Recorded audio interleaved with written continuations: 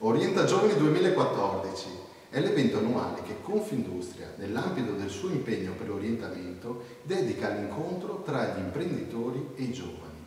La 21esima edizione prevede 2 moduli, ognuno dedicato a uno specifico target, da una parte gli insegnanti, dall'altra gli studenti. In ogni provincia le associazioni industriali, in collaborazione con scuole, centri di formazione e università, offriranno a studenti e insegnanti un'occasione per conoscere da vicino il mondo dell'impresa e avere indicazioni che possono favorire il successivo inserimento nel mondo del lavoro. Nella provincia di Venezia, Confindustria, in occasione del Festival della Sicurezza, ha voluto scegliere proprio questo tema come punto di riferimento, parte integrante del mondo del lavoro.